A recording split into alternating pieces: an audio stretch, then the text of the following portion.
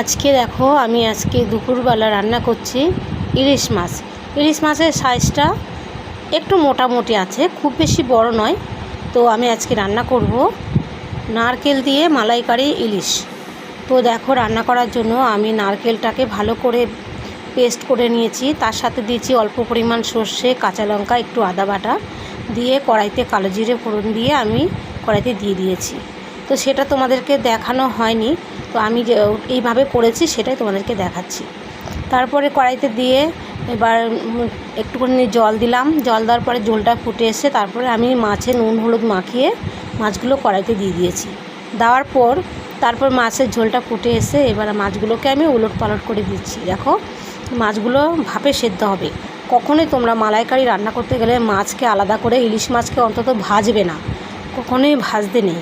কাঁচা মাছটাকে নুন হলুদ মাখিয়ে এরকম ঝোলে ছেড়ে দেবে, দিয়ে ঢাকা দিয়ে দেবে, আস্তে আস্তে দমে হতে থাকবে।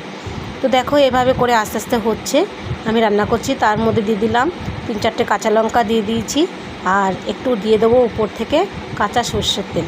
কাঁচা সর্ষের তেলটা দিলে কি হয়, মাছের স্বাদের গুণটা আরও বেড়ে যায়। তো এভাবে করে কাঁচা সর্ষের তেল তোমরা একটু ছড়িয়ে দেবে, দিয়ে আবার মাছটাতে ঢাকা দিয়ে দেবে, দিয়ে তারপরে এবার হতে থাক।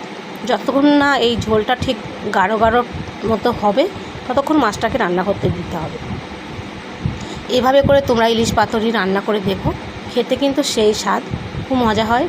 আরেক রকম পদ্ধতিতে রান্না করা যায়, সেটা আলাদা। যে মাছ আমি যে নারকেলটা বেটে দিয়েছি, নারকেলের তোমরা রসটাকে নিংড়ে নিয়ে শুধু নারকেলের দুধটা দেবে, আর ছিবড়েগুলো দেবে না, ওগুলো দেবে না, ওটা আরও খেতে ভালো। এবার আমি ভাবছি যে আবার ফেলে দেবো, তো ভাতের সাথে খাওয়া হয়ে যাবে, খেতে ভালোই লাগছে। তো এইভাবে করে রান্না করেছি। দেখো মোটামুটি রান্নাটা আমার কমপ্লিট হয়ে গেল। দেখেছো কত সুন্দর হয়েছে।